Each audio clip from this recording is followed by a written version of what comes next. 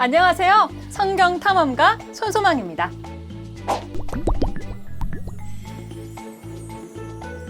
지난 시간부터 요한계시록이 어떤 책인지 탐험해보고 있는데요.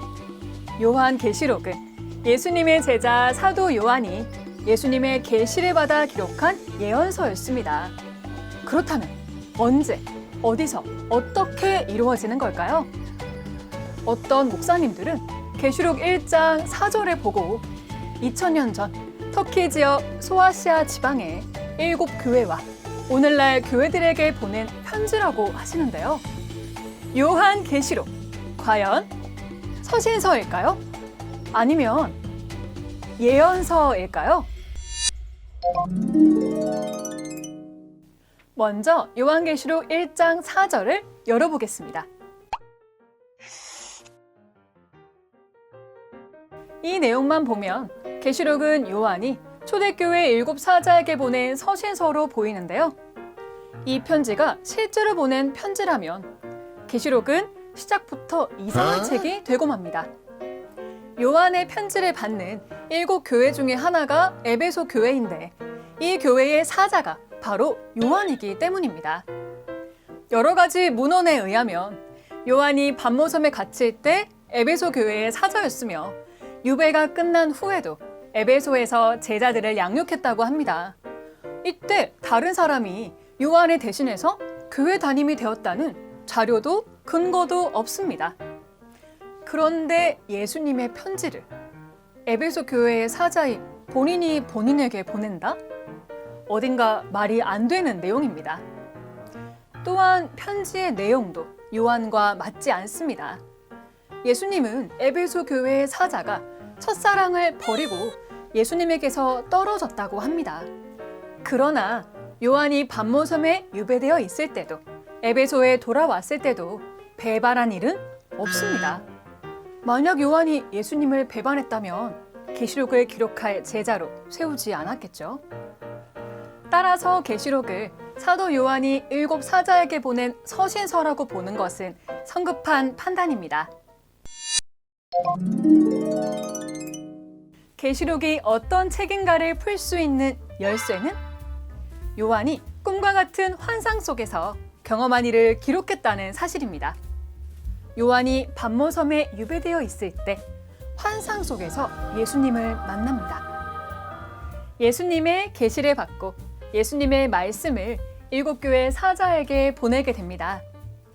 환상 같은 꿈속에서 보낸 이 편지는 어디로 가게 될까요? 만약 여러분이 꿈속에서 친구에게 편지를 보냈는데 친구에게 잘 받았어? 라고 물어보면 뭐라고 말할까요? 무슨 말도 안 되는 소리야. 편지를 받은 적 없는데? 라고 하지 않을까요? 왜냐하면 실제로 보낸 편지가 아니니까요. 이렇듯 요한도 환상 가운데 편지를 보냈는데 7교회 사자에게 잘 받았냐고 물어보면 뭐라고 대답할까요? 당연히 받은 적이 없다고 하겠죠? 그럼 요한이 환상에서 깬 후 편지한 거 아니냐고요? 본인이 에베소 교회의 사자인데 본인이 본인에게 편지할 필요가 있었을까요? 요한은 왜 자신이 편지한다고 기록했을까요? 여기에는 어떤 의도가 숨어 있는지 알아보겠습니다.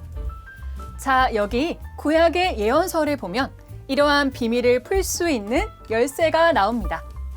이사야 61장 1절을 열어보겠습니다.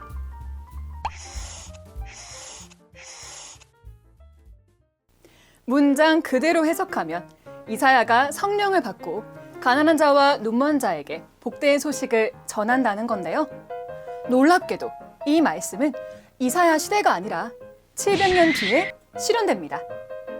신약성경 누가복음 4장 16절에서 21절에 보면 예수님이 회당에 들어가 이사야 61장 1절의 말씀을 읽어주시고 이 말씀이 오늘날 너희에게 응하였다고 말씀하십니다. 이 말을 들은 사람들의 반응은 어땠을까요? 700년 전의 일이 자신들에게 이루어졌다고 하니 믿기 어려웠을 겁니다. 그렇다면 예수님은 왜 자신의 일이라고 했을까요? 그 답은 성경에서 찾아봐야겠죠? 호세아 12장 10절을 보면 그 비밀을 여는 열쇠가 나옵니다.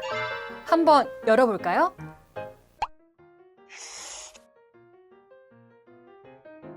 하나님은 선지자들을 빙자하여 비유를 베풀었다고 합니다.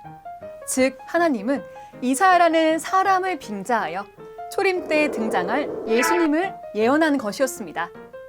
그러나 이 비밀을 몰랐던 유대인들은 예수님을 거짓말한다고 핍박하고 십자가에 매달아 버립니다. 자신들이 그토록 기다렸던 메시아를 말이죠. 이는 예언서를 이해하지 못했기 때문입니다. 이 같은 예언서의 비밀을 예수님은 신약 계시록에서도 사용하고 계시는데요. 사도 요한이 살았던 시대에 인물과 지명을 빙자하여 주 재림 때의 사건을 예언하고 계신 것입니다. 계시록 탐험의 결과, 요한 계시록은 2000년 전 소아시아 7교회와 오늘날 교회들에게 보낸 서신서가 아니었습니다. 예수님은 요한을 빙자하여 주 재림 때 나타날 요한과 같은 사명자를 예언한 것이며 7 사자를 빙자하여 주 재림 때에 등장할 7 목자를 예언한 것이었습니다. 그리고 오늘날 요한과 같은 사명자가 7 목자에게 편지함으로 계시록의 예언이 이루어지게 됩니다. 따라서 계시록은 오늘날 주 재림 때 펼쳐질 사건들을 기록한 예언서입니다. 종교개혁을 이끌었던 마르틴 루터도 계시록을 배척했고 장로교회의 시조 칼빈은 계시록의 내용을 언급조차 하지 않았는데요. 오늘날 많은 목사님들이 예수님 믿고 교회 다니면 구원받고 천국 가는데 계시록 좀 모른다고 무슨 문제가 되냐고 하시는데요. 예수님은 계시록의 예언을 믿고 지키는 자가 복이 있다고 하십니다. 계시록을 그냥 문자 그대로 믿는 사람이 계시록을 지키는 사람이 아니라 계시록이 오늘날 이루어질 때 그 증거를 듣고 깨달아 믿는 사람이 지키는 사람이며 그 사람에게 복이 있을 것입니다. 계시록을 아는 사람과 모르는 사람, 계시록을 지키는 사람과 못 지키는 사람, 이렇게 천국과 지옥으로 나눠질 것 같은데요. 이렇게 중요한 책, 그런데 왜 이렇게 어렵고 복잡하게 기록하셨을까요? 궁금하신가요? 그 비밀은 다음 시간에 탐험해 보도록 하겠습니다. 오늘 탐험이 유익하셨다면 구독과 좋아요 눌러주세요. 지금까지 성경 탐험가 손소망이었습니다.